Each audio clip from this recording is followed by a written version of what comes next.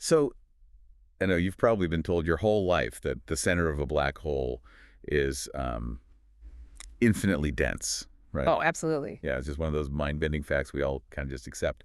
But what if the universe actually has a hard physical speed limit on how much reality it can hold in one place? Right, like what if infinity is just, well, just a mathematical illusion? Exactly. And if you follow modern theoretical physics, you know about the deep frustration that's been brewing for decades now. Oh, it's the defining crisis of modern physics, really. Yeah, I mean, we've built this magnificent, sprawling architecture of human knowledge, but the foundation is kind of cracking. You have quantum mechanics functioning brilliantly with, probabilities and subatomic phases. But the second you try to apply general relativity, Right, space-time geometry, gravity, massive objects, the math just completely breaks down. yeah, they're basically two flawless blueprints that absolutely refuse to fit into the same building. We have these highly localized maps that just don't share a fundamental syntax. Right.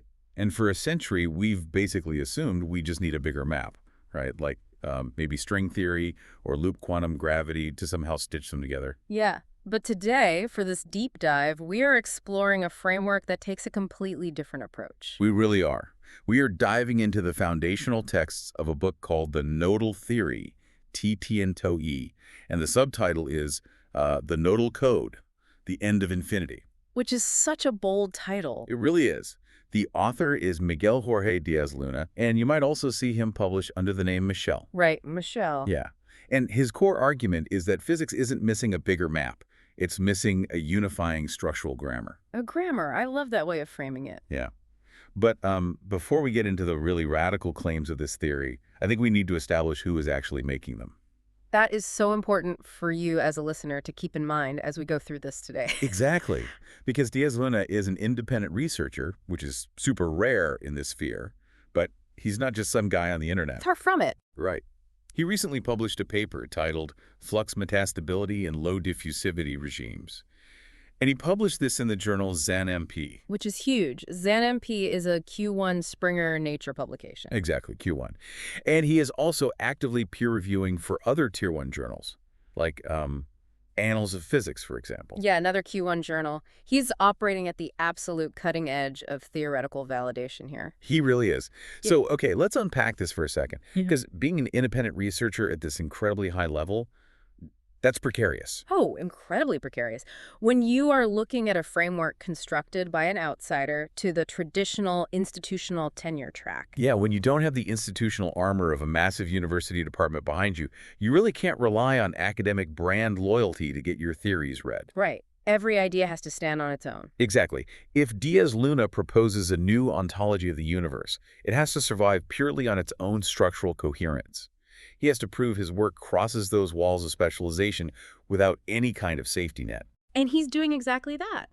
When he published that paper on flux metastability, he wasn't just throwing ideas at a wall to see what sticks. Right, no. He was rigorously modeling how highly constrained physical systems maintain their structural coherence when, honestly, they shouldn't be able to. He was proving his math locally. Yeah, and what's fascinating here is how his independence actually allowed this theory to form in the first place. Well, think about it. If you are deeply embedded in a specialized university department, your funding and your career really are tied to staying in your lane. For sure. You are heavily incentivized to find the next decimal point in quantum chromodynamics, not to rewrite the entire definition of space and time. That's such a good point. So Díaz Luna didn't just wake up with a grand ambition to unite physics. No, TTN actually emerged because he was tracking a pattern. A structural pattern. Exactly. A specific relationship involving coherence, limits, and structural saturation that just kept appearing across totally unrelated physical phenomena. And I really want to look closely at that evidence because he's pulling data from wildly different domains here. Let's do it. Okay, so take CERN's ultraperipheral collisions. They are smashing lead ions together at near light speed, but, and this is the crazy part, they aren't even hitting each other directly. Right, they just pass incredibly close to one another. Yeah, they pass just close enough that their intense electromagnetic fields interact. And suddenly, actual matter like, W bosons or electron-positron pairs, materializes out of the light. Just out of the light. Right, and standard physics says, well, this is just a quantum fluctuation. But Díaz Luna says, no, look at the underlying structure. The ambient field hits a very specific capacity threshold. Exactly. And it is forced to reorganize into a localized node. And we actually see a similar structural mandate in magic angle graphene, which is fascinating. Oh, I love the magic angle graphene example. Explain that one. So if you take two flat sheets of carbon atoms, just regular carbon, and you stack them, and then you twist one exactly 1.1 degrees. Just 1.1 degrees. Right. The entire system suddenly becomes a perfect superconductor. It offers zero electrical resistance. That is wild. A 1.1 degree shift turns mundane pencil-lead material into a superconductor. I mean, the chemistry didn't change at all. Not even a little bit. Only the geometry changed. Wow. And that is exactly the point. The traditional container model of physics assumes space is just this empty stage where particles act out their intrinsic properties. Right, like actors on a stage. Exactly. But magic angle graphene shows us that the structure of the relationship actually dictates the physics. When those nodes align perfectly, the structural capacity for energy transfer changes entirely. So Díaz Luna realized these aren't just isolated anomalies. They're expressions of a single underlying structural grammar. Yes. But communicating that grammar actually became its own massive hurdle for him. Oh, a huge hurdle. Yeah, he originally published a Spanish version of this book to try and lay it all out. And as he started submitting these highly technical papers, like the Flux Metastability one in ZAMP to peer-reviewed journals, he ran into a fundamental communication barrier. Because his mathematical models relied on entirely new variables. Right. He was using K for pressure, phi for coherence, omega for admission thresholds. And a peer-reviewed paper is surgically narrow. If you submit a 20-page paper on low-diffusivity regimes, the reviewers only want to see the proofs for that specific regime. Exactly. You don't have the runway to explain that your variable K actually redefines the entire concept of physical existence. Right. They don't want a philosophy lesson. They want the math. So the academic community was seeing his math work beautifully, but they were essentially reading a new language without a dictionary. I didn't have the ontology. They didn't have the ontology. And that is exactly why this specific book we are diving into exists today. TTN 2.0. Yeah. Edited by Marcella Colombo, by the way. This expanded English edition, which you can actually grab it on Amazon right now, it acts as the permanent reference frame for his models. It provides the dictionary. It does. So let's open that dictionary. If Díaz Luna is completely abandoning the traditional container model of space, what actually is a physical object in his view? Well, to understand that, we really have to look at the foundational building blocks of TTN, and it begins with this concept of the node. Okay, the node. Right. Standard physics starts its analysis after things exist. An electron is an electron, a quark is a quark. Sure. But TTN steps backward and asks, what mechanical conditions allow something to hold together long enough to be identified as a particle at all? Oh, wow. So in TTN, a node is not a tiny spherical object bouncing around. It is the minimal unit of structural support. It's the condition of holding. Correct. And to maintain that hold, two critical forces have to interact. The first is coherence, represented by the Greek letter phi. Correct. Think of coherence as the internal alignment of a structure. It is the degree to which a system remains readable and consistent through time. Okay, so wait, let me picture this. If I build a house of cards, the coherence is, like, really high, right? The geometric alignment of those cards is perfect. Exactly. It's a high phi structure. Right, high phi. But the moment you exhale anywhere near it, the whole thing just collapses into a random pile on the table. Right, because coherence alone just cannot survive the universe. Yeah, which necessitates the second force, right? Nodal pressure. Yes, represented by the variable K. Right, K. So this is the structural resistance. It's the physical tension that pushes back against disturbance. Exactly. I like to picture this mathematically, but also, mechanically. Like what, for example? Like a massive suspension bridge. Oh, that's a great way to look at it. Right.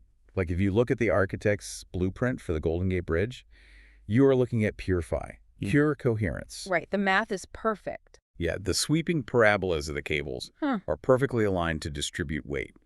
But a blueprint can't hold a semi-truck? No, it lacks K. It has form, but zero resistance. Exactly.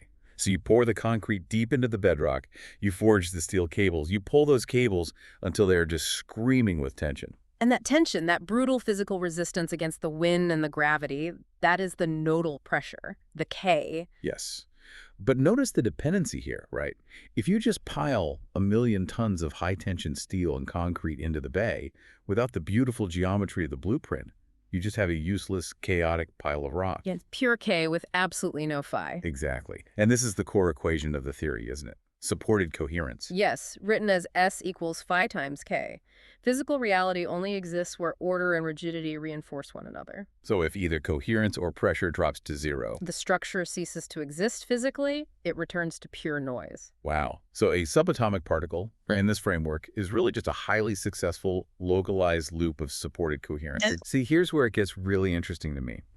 Because if reality is just this constant negotiation between coherence and pressure, who sets the rules of the negotiation? Right. How does the universe decide what gets to exist? Yeah.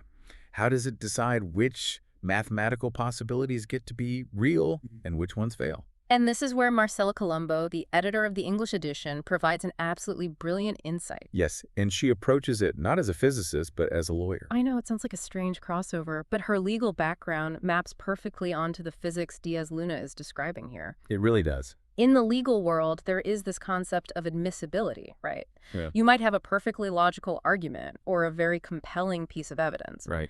But if it doesn't pass the procedural rules of the court, if it isn't legally admissible, it basically doesn't exist in the eyes of the law. It cannot affect the outcome. Exactly. And Colombo realized TTN is arguing the exact same thing about physical existence. Yes. Just because a physicist can write a beautiful, mathematically sound equation on a chalkboard, that doesn't mean the universe is obligated to build it. Existence has an admissibility process. It does. And TTN defines this process with very strict mathematical boundaries. The first is what Díaz Luna calls the gate, or structural admission. Represented by omega. Yes, omega. And the mathematics place this critical threshold right around 0.44. Okay, wait, I'm struggling with this a bit. Math is just abstract logic. How does a physical gate actively stop a mathematical equation from existing? Is there, like, a literal bouncer at the subatomic door checking IDs? Well, if we connect this to the bigger picture, it's not a conscious bouncer. It's more a matter of physical friction and structural tension. Okay, what do you mean? Think about percolation theory in materials science. If you are mixing a conductive material into an insulator, the mixture doesn't slowly become conductive. Right. It remains completely inert until the conductive particles hit a very specific density threshold. And then suddenly, boom, the entire material can pass a current. Oh, I see. The localized connections finally overcome the ambient noise. Exactly. So omega at 0.44 is basically the universal percolation threshold for reality. Effectively, yes. Below 0.44, the ambient nodal pressure of the surrounding universe tears the fluctuation apart before it can lock its coherence. It's just virtual noise. Right. But the moment the ratio of internal coherence to pressure crosses 0.44, the local structure can withstand the ambient tension. It locks in. It locks in. It passes the gate and enters physical reality as a recognized structure. That profoundly changes how you view the world around you. I mean, we often think of space as this chaotic void where things just happen randomly. Right. But TTN argues that existence is an earned state.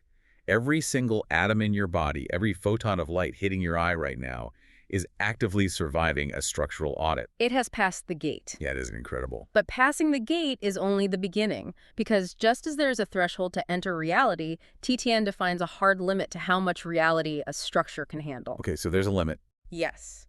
This is the second boundary, the wall. Right. The Díaz Luna structural constant, lambda DL. Exactly.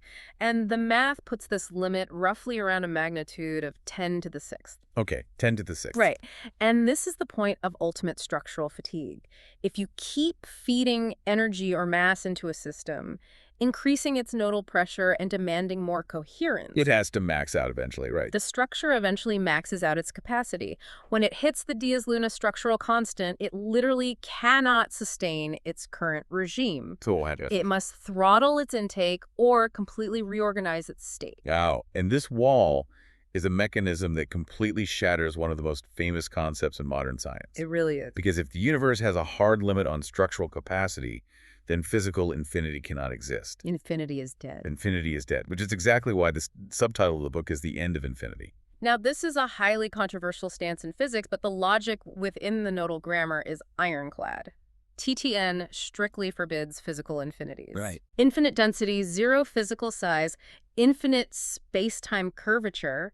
These are allowed in pure mathematics. I mean, you can always just add a 1 to a number on paper. Yeah, of course. But pure mathematics doesn't have to pay a physical metabolic cost. Right. I could draw an M.C. Escher staircase on a piece of paper, an infinite ascending loop. Right, a classic illusion. The math of the drawing works on a 2D plane perfectly.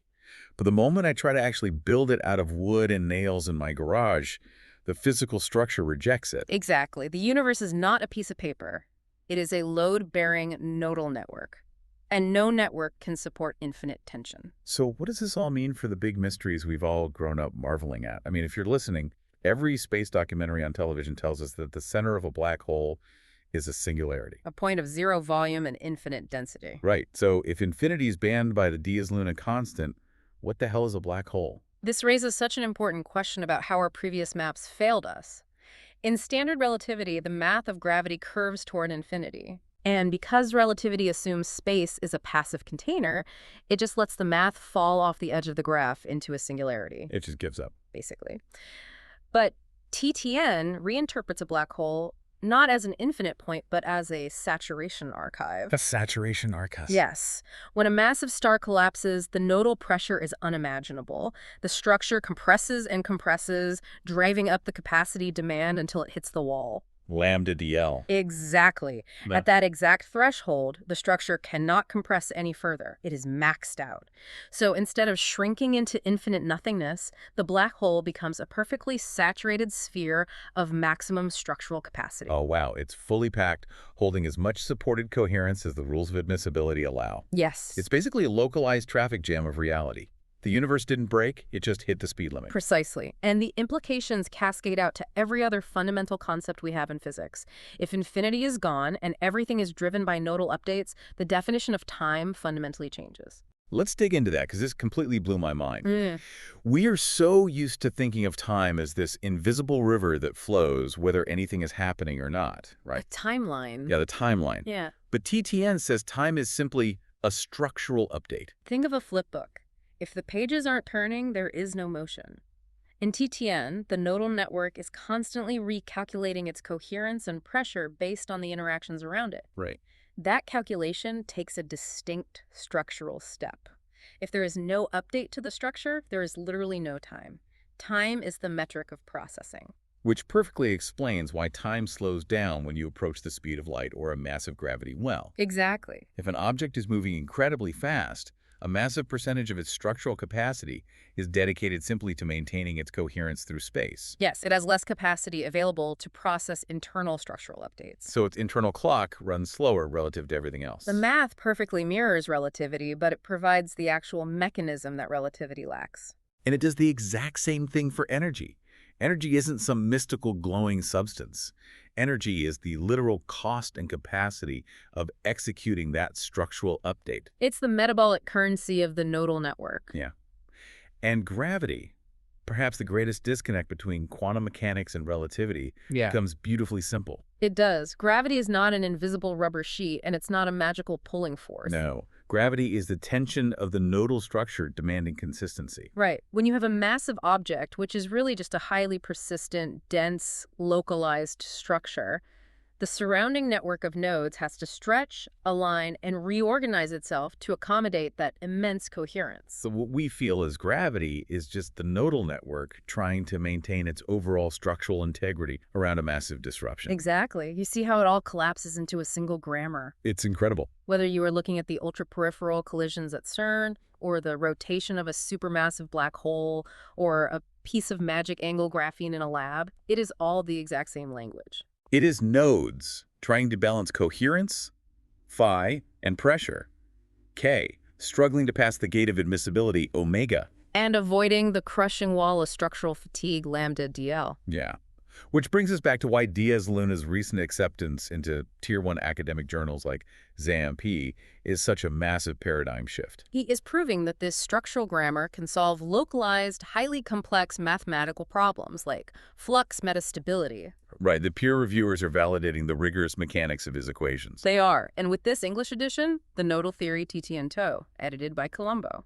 The scientific community and the public, now has the comprehensive key to understand what those equations actually mean for the nature of existence. It really is an astonishing achievement to step outside the safety of institutional physics and offer a framework that doesn't just tweak the map, but explains the paper the map is printed on. It's brilliant. For anyone who wants to rigorously challenge their understanding of reality, the Nodal Theory TTN-ToE, the Nodal Code, The End of Infinity is available right now on Amazon. It is dense, and it definitely requires your full attention, but it will fundamentally change the way you perceive the objects in front of you. You will never look at a physical object as just a thing again. You will see it as a triumph of structural coherence. Absolutely. And exploring that exact idea leaves me with a final thought for you to mull over. Oh, let's hear it. So we've spent this whole time talking about the structural limits of the universe, right? Right. The processing updates, the thresholds, the hard limits on capacity. Right. Díaz Luna is describing a universe that doesn't rely on infinite magic, but on rigorous, sequential, finite structural processing. It basically functions like an unimaginably complex architecture of information. Exactly. Yeah. And if physical reality is strictly bounded by capacity limits and update cycles, I mean, it sounds suspiciously like a computational architecture. Oh, wow. Right, we've all heard the debates about the simulation hypothesis, the idea that our universe might be a digital construct. Yeah, usually that's framed as science fiction. But if TTN is right, and there is no physical infinity, and everything is just finite nodes executing structural updates based on strict admissibility protocols. Does this physical framework inadvertently provide the strongest mechanical evidence yet that we are living inside a computed system? Exactly. If the universe processes reality one nodal update at a time, what exactly is running the hardware? That is a staggering thought. Just something for you to explore the next time you try to wrap your head around the empty space between the stars.